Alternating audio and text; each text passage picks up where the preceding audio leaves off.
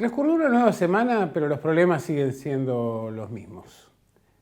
La pandemia ocupa todo el escenario y sus consecuencias son cada vez más brutales, tanto en la salud de nuestra población como en nuestra economía. El gobierno estaba esperanzado en poder generar un punto de inflexión con el acuerdo de negociación de la deuda, pero de alguna manera esto ha quedado oculto, invisibilizado por el avance brutal de los números, de la ocupación de camas y también de los números de víctimas, tanto de los muertos como de los contagiados. De alguna manera, ese punto de inflexión parece que en lugar de la negociación de la deuda como aspiraba el gobierno nacional, va a estar dado con la aparición de la vacuna y la posibilidad de llevar adelante un proceso de vacunación, de prevención generalizado. De este modo, se da una paradoja.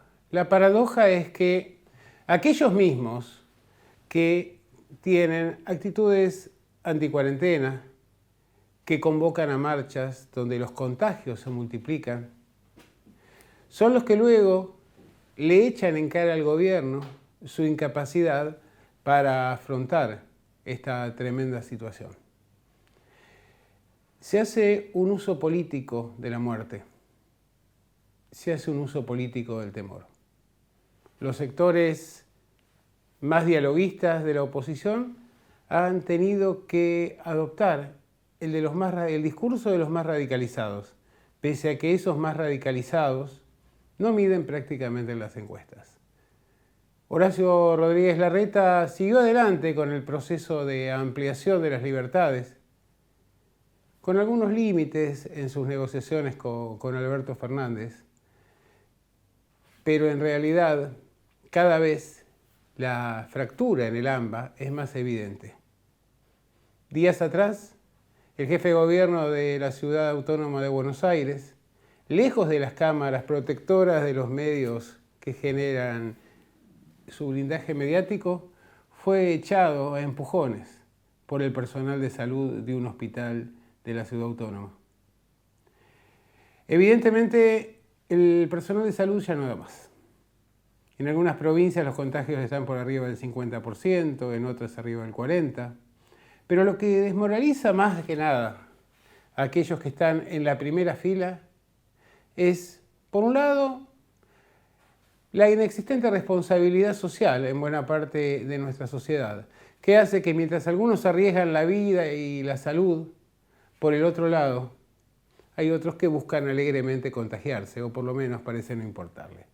Y no se contagian ellos solos. Extienden el virus como una especie de efecto manada y la circulación social es cada vez peor. Esta situación nos afecta a todos, desde una punta, desde un extremo a otro del país. Y realmente se plantea un poco cómo vamos a seguir adelante.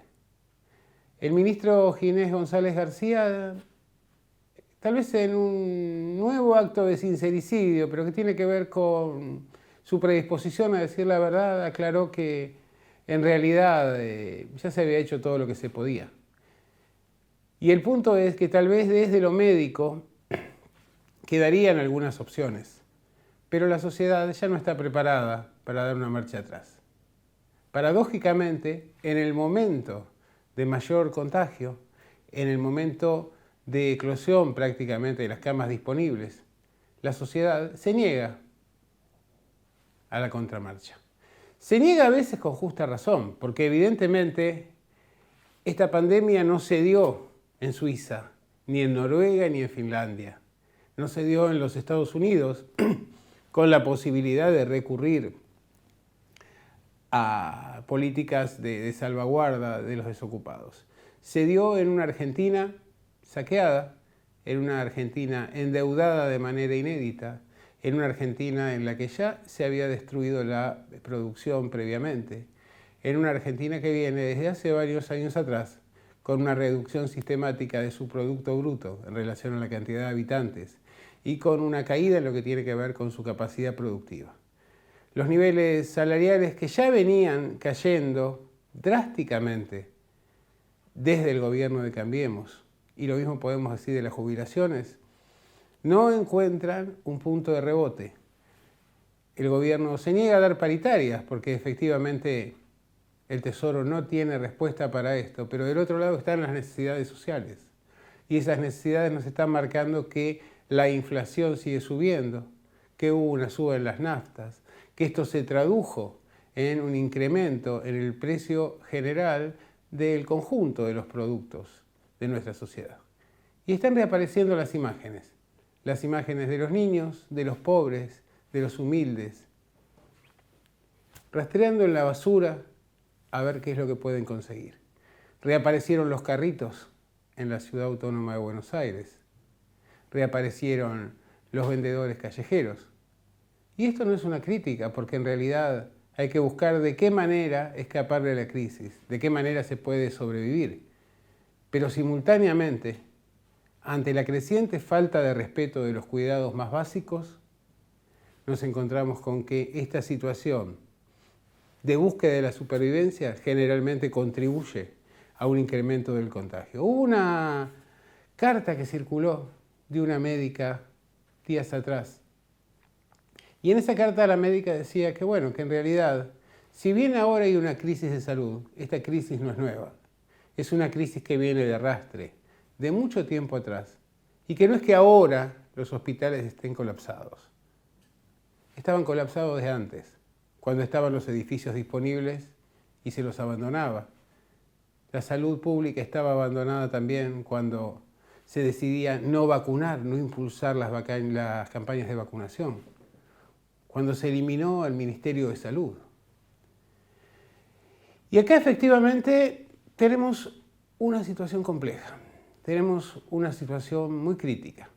No se puede volver atrás y seguir en esta lógica nos expone a hundirnos cada vez más en el riesgo, en el temor, en los contagios constantes. Cada vez más de nosotros tenemos personas cercanas, no solo contagiados, sino que han fallecido en el marco de esta pandemia. 3 días atrás se cumplió un nuevo aniversario del primer golpe de Estado de la historia moderna argentina, en 1930, cuando el general Uriburu, respaldado por la sociedad rural, presionado o alentado por las petroleras, la ESO fundamentalmente, dieron un golpe de Estado contra el gobierno de Irigoyen. No había pandemia en ese momento, había una crisis terrible que se inicia en 1929 en todo el mundo, pero que en la Argentina empieza un año antes, cuando se retiran de nuestra sociedad las inversiones norteamericanas. Para 1930, la economía había caído considerablemente, se habían cerrado los mercados externos, se había incrementado la desocupación. Crecía la protesta obrera, crecían las presiones de parte de las corporaciones, crecían las exigencias de la sociedad rural. E Hipólito Yrigoyen, que había llegado con más del 60% de los votos, no pudo, no quiso o no supo evitar ese golpe. Ya era una persona de edad avanzada, tenía su partido fracturado, tenía una sociedad que por distintas razones le reclamaba cosas. Cuando se da este golpe de Estado, es un golpe atípico. Lo da el presidente del Colegio Militar de la Nación con los cadetes y los profesores. Es un golpe casi de opereta. Pero ese golpe de opereta signó la vida argentina en los siguientes 70 años. Hoy en día estamos en situación de pandemia, estamos en situación de grave crisis, mucho peor tal vez de aquella del año 29, y aparecieron algunos con sugerencias extrañas, alertando sobre las alternativas de golpes, alertando sobre la debilidad institucional.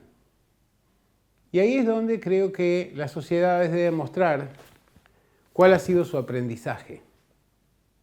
Y este aprendizaje tiene que ver con el hecho de que le hemos dicho nunca más a las dictaduras, nunca más al terrorismo de Estado, nunca más a la interrupción del orden institucional. Pese a que muchos de los que juegan con la muerte para sacar partido político de eso o partido económico, tal vez lo alienten, es aquí donde la sociedad argentina debe demostrar que ha madurado.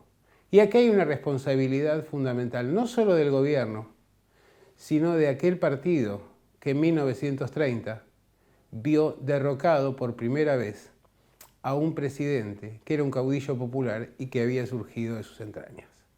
Por eso, este es el momento en el cual la Unión Cívica Radical debe mostrar su compromiso democrático y no debe sumarse a estas iniciativas, como por ejemplo la del martes pasado, cuando se impidió el funcionamiento del Congreso Nacional. Se puede estar en discordia, se pueden tener objeciones, incluso se puede tal vez tener razón o no tenerla, pero la democracia es un régimen, es un orden donde debe privar el consenso, donde debe privar el diálogo. Y efectivamente, en un contexto como este, la estabilidad institucional reclama gestos políticos muy claros en favor de la democracia, en favor de la vida y en favor de la paz.